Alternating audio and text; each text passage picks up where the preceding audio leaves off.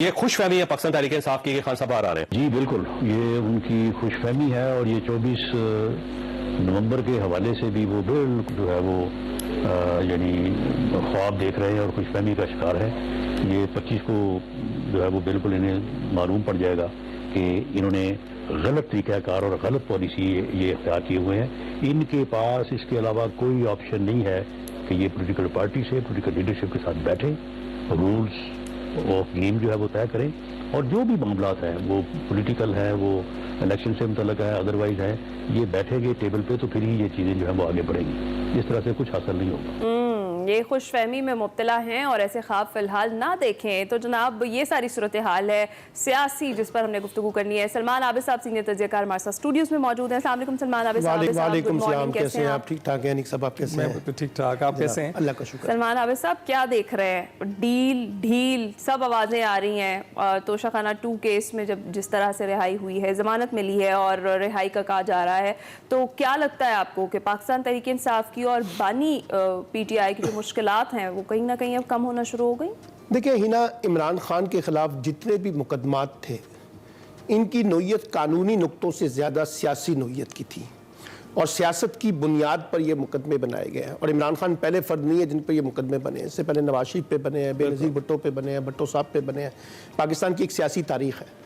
इसलिए जब भी मैं बात कहता था और मैं ये कहता था कि जब ये मामलात कानूनी महाज पे जाएंगे तो वहाँ हुकूमत को सियासी सुक्की का सामना करना पड़ेगा, क्योंकि केस में वो पोटेंशियल नहीं है, इन मुकदमात में वो चीज़ें नहीं है। यानी कि मैं आपके खिलाफ एक मुकदमा बना रहा हूँ और मैं ही गवाह बन के सामने आ रहा हूँ। यानी कोई ऐसे क्रेडिबल एविडेंस नहीं है आपके पास। पुलिस कहती है कि इसने दहशतगर्दी की है, वो कहते हैं लाइए जी अपना एविडेंस दें, वो पुलिस वाला खुद सामने आ जाता है। इस तरह से चीज़ें नहीं चलती हैं। इसलिए ये कानूनी सुकम जो थे वो जाहिर कर रहे थे कि इमरान खान साहब को इन मुकदमात में कुछ नहीं होगा। अलबत्ता इन मुकदमात को लंबा किया जा रहा था, लिंगर ऑन किया जा रहा था, वो आज भी जारी है किसी न किसी शक्ल में। कल उनकी जमानत हुई है, फिर कहा गया कि नए मुकदमे आ गए हैं। और दिलचस्प बात यह कि 9 मई तो कब का गुजर गया, उसके मुकदमे कल रात भी इस्लामाबाद पुलिस ने दर्ज किए हैं। तो ये अंदाज़ा लगाइए इसकी क्रेडिबिलिटी, इसकी ट्रांसपेरेंसी, इसकी लेजिटिमेसी आपको नजर आएगी कि ये सियासी मुकदमे। एक बात। दूसरी बात यह है कि अता तारड़ साहब क्या कहते हैं, राना सनाउल्लाह साहब क्या कहते हैं, निजी महफिलों में तो वो परेशान है इस वक्त। और परेशानी उनकी ये है कि ये अली अमीन गंडापुर और वजीर दाखिला मोहसिन नकवी में जो कुर्बतें बढ़ रही हैं, इसकी क्या वजह है? और ये जो भी हालिया एपिक्स कमेटी का इजलास हुआ, हालांकि कहा जाता है कि अली अमीन गंडापुर बड़े एग्रेसिव हैं, लेकिन वहां उन्होंने तहम्मुल से अपना और PTI का और इमरान खान का मुकदमा पेश किया। और जिस वक्त मरियम नवाज ने बड़ी एग्रेसिव किस्म की गुफ्तगू की तो उन्होंने कोई जवाब नहीं दिया उसका, और वो मोहसिन नकवी के साथ ही बैठे रहे और मुस्कुराते रहे। अब बात यह है कि ये अली अमीन गंडापुर को 2 दफा अडियाला जेल किसने भेजा, कैसे वो पहुंच गए, किसकी पैगाम रसानी के लिए गए, क्या वहाँ से बातचीत तय हुई है, क्या बातचीत नहीं तय हुई है। और अली अमीन गंडापुर तो मैं बार बार कहता रहा हूँ कि वो एक ब्रिज के तौर पे काम कर रहे हैं एस्टैब्लिशमेंट वर्सेस इमरान खान। और दूसरी बात यह कि अता तारड़ से किसने बात करनी है, राना सनाउल्लाह से किसने बात करनी है। इमरान खान को अच्छी तरह पता है कि बात कहाँ होती है, और ये बात राना सनाउल्लाह को भी पता है कि बात कहाँ होती है। उन्होंने कहा ना, राना सनाउल्लाह ने 2 दिन पहले एक TV चैनल पे कि अगर इमरान खान बाहर आ गए और वो इख्तिदार में आ गए तो हम अडियाला जेल में होंगे। यानी उनको भी पता है कि बातचीत कहाँ होती है, और उन्होंने भी बातचीत कहाँ तय की थी इमरान खान के खिलाफ, वो भी सबको पता है। अब मसला ये है कि इस वक्त 2 तरह के प्रेशर आ गए हैं। अच्छा। एक प्रेशर तो है इंटरनेशनल दुनिया से, जो अमेरिका, बरतानिया, कनाडा, ऑस्ट्रेलिया, इंटरनेशनल मीडिया की तरफ से आ रहा है कि जनाब इमरान खान को पॉलिटिकली विक्टिमाइज किया जा रहा है। और एक प्रेशर अब पाकिस्तान के अंदर से भी आ रहा है, और वो प्रेशर ये है कि हमने कोई वे फॉरवर्ड तो जाना है ना, कोई निकलना तो है ना, कोई रास्ता तो निकालना है ना। तो जो होना था हो गया, जैसे हो गया, कोई आगे बढ़ा जाए। अब वो डेडलॉक जो पैदा हो गया है PTI की वजह से, इमरान खान की वजह से, उसको भी तो ब्रेक करना है ना। और तीसरी बड़ी नाकामी ये हुई है कि ये जो हमारी हुकूमत है, ये ऐसा बयानिया नहीं बना सकी जो इमरान खान को कमजोर कर सके। और ना एस्टैब्लिशमेंट के लिए इसने कोई हमदर्दी का पहलू पैदा किया है। यानी एस्टैब्लिशमेंट पे भी बोझ है और सियासत पे भी बोझ बनी हुई है। अच्छा। तो इसलिए मुझे ये लगता है कि बहरहाल मैं ये नहीं कह रहा कि इमरान खान फौरी तौर पे रिहा होने वाले हैं, ये मेरी मंतक नहीं है। अभी हो सकता है उनको और टाइम लग जाए, लेकिन ये समझ आ रहा है कि इमरान खान के खिलाफ अब कुछ है नहीं। अब आप इसको जितना लिंगर ऑन करेंगे उतना ही वो डेडलॉक रहेगा, उनको बाहर तो आना है। लेकिन अब बाहर आने से पहले एक अंडरस्टैंडिंग चाहिए। पाकिस्तान की पॉलिटिक्स में ऐसे थोड़ी आप आगे सुबह मौला जट बन जाएंगे। वो अंडरस्टैंडिंग पैदा करने के लिए अली अमीन गंडापुर साहब कोई रोल प्ले कर रहे हैं। लेट्स सी उसमें से क्या चीज निकलती है नहीं निकलती है। लेकिन एक बात तय है कि फौरी तौर पे जो 24 नवंबर का एहतजाज है उसमें कोई बड़ा मुझे रिस्पांस उस तरह से नजर नहीं आ रहा और लगता है कि पीटीआई की जो लीडरशिप है वो पहले से कुछ मामलात को तय करने की कोशिश कर रही है। बिल्कुल सलमान साहब, जब मैंने ये बात जिक्र किया था कि सियासी दर्जाहत में भी कमी आ रही है तो उसमें इख्तलाफ किया था ना, लेकिन आपने वो नुक्ता समेट दिया है, पूरी सिचुएशन की जो है वो अक्कासी कर दी है। लेकिन इसके साथ साथ जो हुकूमती इकदाम हैं, आप कह रहे हैं कि वो इसमें कामयाब नहीं हो पा रहे हैं। जहाँ मुज़ाकरात की बात होती है तो आज आखिरी दिन है, आपको लगता है आज मुज़ाकरात में कोई पेशरफ्त होगी, कोई ब्रेक थ्रू मिल जाएगा या फिर इतवार को ये एहतजाज? आज तो कोई लॉटरी निकलने वाली नहीं है उस तरह से। देखिए जो भी कुछ होगा एक अंडरस्टैंडिंग पैदा होगी और उस अंडरस्टैंडिंग पे चलना होगा। पीटीआई को भी चलना होगा, एस्टैब्लिशमेंट को भी चलना होगा, जहां बातचीत हो रही है वहां चलना होगा और हुकूमत को भी चलना होगा, हुकूमत की भी मजबूरी है। अब सवाल यह है कि अंडरस्टैंडिंग क्या पैदा होती है। क्या इमरान खान 24 तारीख का एहतजाज वापस ले लेंगे? एक सवाल। क्या ये एहतजाज जो है वो नीम दिली से होगा, यानी बहुत बड़े पुरजोशियत नहीं पैदा होने दी जाएगी, हुकूमत उनको आने नहीं देगी, दूसरा तरीका कार्य है। और तीसरा यह कि नहीं कुछ नहीं होगा, इस्टेब्लिशमेंट से भी कुछ नहीं मिलेगा, इमरान खान को हुकूमत से भी कुछ नहीं मिलेगा, तो फिर वो हिना वाली बात, कोई टकराव तो फिर मौजूद है और वो टकराव होगा पाकिस्तान की पॉलिटिक्स। इस टकराव को रोकने के लिए ही तो ये इस वक्त एक मफाहमत जो पसे पर्दा चल रही है, जिसमें अली अमीन गंडापुर भी हैं, मोहसिन नकवी साहब भी हैं और भी बहुत से लोग इसमें रोल प्ले कर रहे हैं, वो चलाने की कोशिश की जा रही है ताकि ये डेडलॉक ब्रेक हो। अब राना सनाउल्लाह कहते हैं कि मुज़ाकरात हमसे करें, इमरान खान साहब चाहते हैं, बात तो बिल्कुल लॉजिकली ठीक है राना सनाउल्लाह की, क्योंकि सियासी कुव्वतों को आपस में बैठना चाहिए। लेकिन सियासी कुव्वतों को यह भी बताना चाहिए कि उनके पास इख्तियारात क्या है, क्या उनके पास ऐसी जो ताकत है जिसके तहत वो ये चीजें कर सकते हैं। इमरान खान के मुकदमे जो है इस हुकूमत ने खत्म नहीं करने, ये जैसे खत्म होने हैं, जैसे बने हैं, सबको मालूम है और वहीं से जाके इसने खत्म होने हैं। तो इसलिए मुझे ये लगता है कि हुकूमत तो देखिए किसी सूरत में नहीं चाहेगी कि इमरान खान से रिकंसिलेशन हो, क्योंकि इमरान खान से रिकंसिलेशन का मतलब यह है कि उसका कद काट आप बढ़ा देंगे। अच्छा, फिर एक और भी मसला है, इमरान खान साहब कहते हैं मैंडेट वापस करें, नए इंतखाबात करवाएं। मुतालबात तो उनके ऐसे है ना जो हुकूमत को काबिल कबूल नहीं हो सकते। अब वो इसलिए मुझे ये लगता है कि ये डेडलॉक आएगा किसी ना किसी शक्ल में, लेकिन अब ये डेडलॉक किस शक्ल में निकलता है, क्या कुछ ऐसी चीजें आपस में पीछे पसे पर्दा बैठ के तय होती हैं कि जनाब हमने आगे जाना है और अब आप जरा थोड़ा सा ठंडे हो जाएं और थोड़ा सा आगे चलने की कोशिश करें, हम भी कोई रिलीफ देते हैं। अब ये तोशा खाना में उनको रिलीफ तो मिल गया है, बुशरा बीबी को भी मिल गया है, वो जो आपको अल कादरिया ट्रस्ट था, इससे पहले वो साइफर वाले मामला थे, वो सारे खत्म हो गए। अब रह गए कुछ मुकदमे 9 मई के। अब 9 मई में तो इमरान खान बराह रास्त नहीं है, वो उनके ऊपर मुकदमा यह है कि उन्होंने इंस्ट्रक्शन दिए। अब ये इंस्ट्रक्शन कैसे तय होंगी, कौन बताएगा कि जनाब इंस्ट्रक्शन किसने दिए? कोई टेलीफोन आपके पास है, कोई वीडियो उनका मौजूद है, कोई बयान उनका मौजूद है? ये सारे सवालात हैं जिस वक्त जाएंगे अदालतों में तो पता चलेगा कि इसकी अपनी क्रेडिबिलिटी क्या है। एग्जैक्टली। अच्छा, जो मुज़ाकरात वाली बात थी वो तो अलीमा खान साहिबा ने की, अली अमीन गंडापुर और बैरिस्टर गौहर जो है वो बातचीत कर रहे हैं और जुमेरात तक अगर हमसे मुज़ाकरात इनके कामयाब हो जाते हैं तो फिर एहतजाज जो है वो नहीं किया जाएगा।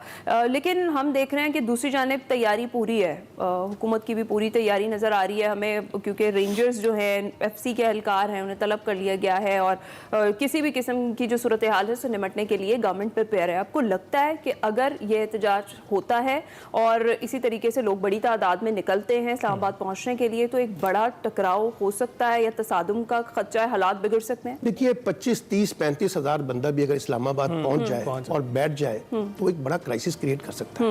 मैं लाखों की तो बात ही नहीं कर रहा, 25, 30 हज़ार भी आके सड़कों पे बैठ जाए, देगी हुकूमत वहां पे? लेकिन अब सवाल ये है कि कुछ लोग तो पिंडी के अंदर है, कुछ लोग इस्लामाबाद के अंदर बैठे हुए हैं। वो डीपीओ साहब कहते हैं मैं अटक से पुल क्रॉस नहीं करने दूंगा। वो पहले भी उन्होंने इस तरह से कहा था, वो आ गए थे अपना काफिला लेके अली अमीन गंडापुर। इस दफा क्या करते हैं, इस दफा तो इमरान खान की धमकी भी है ना कि जो नहीं पहुंचेगा तो वो पार्टी के अंदर नहीं रहेगा। तो इसलिए तैयारी तो उन्होंने भी देखी अपनी तरफ से की हुई है, अब हुकूमत ने भी तैयारी की हुई है। कि किसी भी सूरत में उनको आने नहीं देना, रास्ते रोकने हैं, गिरफ्तारियां करनी है, वो लगाने हैं, कंटेनर लगाने हैं, इस्लामाबाद को सील कर देना है, 3 दिन के लिए वहां तालीमी इदारे बंद करने की बातें दोबारा शुरू हो गई हैं। तो इसका मतलब है एक होमवर्क तो पीटीआई ने भी किया हुआ है और हुकूमत ने भी किया हुआ है। लेकिन अब मसला क्या है, इस होमवर्क के करने के नतीजे में अगर मामला तय नहीं होते, गुफ्तगू नहीं होती, तो फिर तो एक डेडलॉक नहीं होगा, सिर्फ टकराव भी पैदा होगा ना, एक नई क्लैश पैदा होगा। वो क्लैश इस्लामाबाद में बैठ के सूट नहीं करता। मैं आपको एक बात बताऊं, क्लैश पीटीआई को सूट करता है। पीटीआई को इसलिए सूट करता है, उसकी इंटरनेशनल खबर बन जाएगी कि देखिए जी हमारे साथ क्या जुल्म हो रहा है, हमारे लोगों को गिरफ्तार किया जा रहा है, मारा जा रहा है, पीटा जा रहा है, फला कर रहा है। वो अपना एक सिंपैथी कार्ड खेलेंगे। हुकूमत को नुकसान होगा। हुकूमत को नुकसान ये होगा कि जनाब आप तो पहले दबाव में है, मजीद अब आप इस तरह का एहतजाज को वायलेंस के जरिए डील करने की कोशिश कर रहे हैं। तो मुझे ये लगता है कि बातचीत देखिए होनी चाहिए। अब एक और चीज मैं आपको बताऊं, एक है रिकंसिलेशन, मफामत। मफामत में और डिक्टेशन में फर्क होता है। आप मफामत जब करते हैं ना तो आप ओपन माइंड के साथ आते हैं, आप अपना जहन खोल के आते हैं कि जनाब ये नहीं होगा कि मैं आपको कह रहा हूं हिना आपसे जो मेरी बातचीत होगी बस ये 2 नुक्ते हैं, आपने मानना है तो माने, नहीं तो उठे यहां से, फिर मफामत नहीं होगी। तो ये मफामत नहीं है, ये डिक्टेशन है। इसलिए चाहे वो इमरान खान हो, चाहे वो एस्टैब्लिशमेंट हो और चाहे वो हुकूमत हो, अगर सब लोग डिक्टेशन की बुनियाद पे चलेंगे, अपना एजेंडा मुसल्लत करने की कोशिश करेंगे, जबर की बुनियाद पे अपनी बात नाफिज करने की कोशिश करेंगे, तो रिकंसिलेशन नहीं होगी। रिकंसिलेशन के लिए तो आपको एक दूसरे के लिए स्पेस पैदा करना अपनी रेट तो कभी चैलेंज नहीं करने देती ना रियासत, तो कभी करने सर कोई भी नहीं चैलेंज करने देता ना। देखिए ना, आप मिसाल के तौर पे इमरान खान को कहें कि वो इस हुकूमत को 5 साल के लिए मान लें और आके ऐलान कर दें, आपका ख्याल है इमरान खान मान जाएंगे? कोई नहीं मानेगा। लेकिन सवाल यह कि इसमें से एक दरमियानी रास्ता निकालना है जो हुकूमत को भी सूट करता हो, एस्टैब्लिशमेंट को भी सूट करता हो, इमरान खान को भी सूट करता हो, मुल्क को भी सूट करता हो, ताकि हम आगे बढ़े। अगर हमने आगे नहीं बढ़ना तो ये डेडलॉक तो देखिए 2.5 साल से मौजूद है और मौजूद रहेगा। और मिडवे आपको कहीं ना कहीं जो है वो मिलना ही पड़ेगा। मुतालबात सबके सब तो माने नहीं जाते, लेकिन आपको लगता है फ्लेक्सिबिलिटी थोड़ी सी पीटीआई की जानिब से भी होगी? मुतालबात तो 4 जो उन्होंने किए हैं काफी बड़े मुतालबात हैं, तो उस पर कहीं ना कहीं वो भी रजामंद हो जाएंगे। देखिए मेरा ख्याल ये है जो 26वीं तरमीम का खात्मा, मैंडेट की वापसी, ये जरा बड़े नारे हैं, मैं इसके ऊपर गुफ्तगू नहीं कर रहा। अगर बुनियादी तौर पर यही तय हो जाए जो सियासी कैदी हैं सारे के सारे, अगर उनको रिहा कर दिया जाए, उन पे मुकदमे खत्म कर दिए जाएं और आगे बढ़ा जाए, तो मैं समझता हूँ ये खुद बहुत बड़ा रिलीफ होगा पीटीआई के लिए और उनको सियासी सरगर्मियों की इजाजत मिल जाए सही तरीके से, तो ये खुद बहुत बड़ी कामयाबी होगी। इसलिए वो आपने सुना ना, अलीमा खान हो या अली अमीन गंडापुर हो या बैरिस्टर गौर हो, कहते हैं हमारा तो 1 पॉइंट एजेंडा है इमरान खान को रिहा कराना। तो इसलिए फोकस इस वक्त यह है कि इमरान खान की रिहाई को इंश्योर किया जाए, बाकी मामलात जो है वो सियासत चलती रहेगी, उस पर गुफ्तगू होती रहेगी।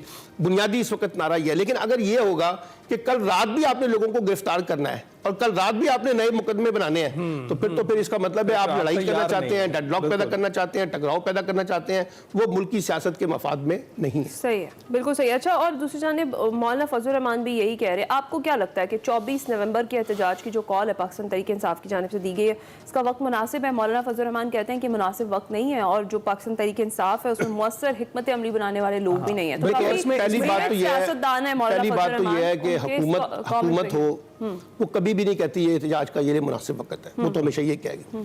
फजल रहमान ने भी बात ठीक की है एक सतह पे, और पीटीआई के अंदर भी ये सवाल है कि जनाब आपने बगैर तैयारी के, बगैर होमवर्क किए हुए अचानक आपने ऐलान कर दिया 24 का। पीटीआई के बहुत से लोग परेशान हो गए और ये अभी पंजाब के अंदर मोबिलाइजेशन नहीं है, केपीके के अंदर चले आपकी हुकूमत है, आपको मोबिलाइजेशन मिल जाएगी। रोज रोज आप इस तरह की ऐलानात कर दें? नहीं, मौलाना फजल रहमान से तो ये आदत पकड़ी है इमरान खान ने। आपका क्या ख्याल है? मौलाना फजल रहमान तो खुद धरना सियासत के बहुत बड़े बादशाह है, तो इसलिए ये छोड़ देंगे किसने क्या टाइमिंग इस्तेमाल करनी है। आज अगर डिस्कशन हो रही है, अगर आज पसे पर्दा बातचीत चल रही है, तो इसी धरने के नतीजे में हो रही है, इसी प्रेशर की तरफ से हो रहा है। तो सियासतदान ये प्रेशर डालते हैं, नवाज शरीफ साहब ने भी डाला, फजल रहमान ने भी डाला, बिलावल साहब ने भी डाला, ये भी डाल रहे हैं, प्रेशर डालते रहे। और टाइमिंग जो है वो सिर्फ डिटरमिन करेगी अगर ये वायलेंस के अंदर तब्दील हो गया, तो फिर मैं आपको बताऊं इसकी बहुत नेगेटिव इंपैक्ट्स होंगे पाकिस्तान की पॉलिटिक्स में।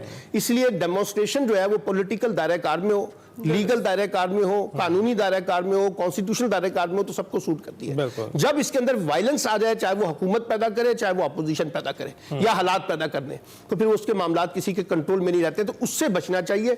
और मैं अभी भी कह रहा हूं, सब इस बात पे मुत्तफिक हैं कि रिकंसिलेशन और रियल रिकंसिलेशन ही पाकिस्तान की सियासत के लिए आगे बढ़ने का इस वक्त का वे फॉरवर्ड है। अगर इसको अडॉप्ट कर ले PTI भी, इस्टेब्लिशमेंट भी और हुकूमत भी, तो बात आगे चल सकती है। सलमान आबिद साहब, बहुत शुक्रिया हमसे Thank you, गुफ्तगू करने के लिए। रिकंसिलिएशन आबिद साहब कह रहे हैं कि होनी चाहिए, लेकिन देखना यह कि बानी PTI की जानिब से उनकी क़यादत अब ये कह रही है कि आज आखिरी दिन है जिसमें तय हो जाएगा कि अब वो मुफाहमत करेंगे या मज़ाहमत करेंगे। ब्रेक पर जाएंगे।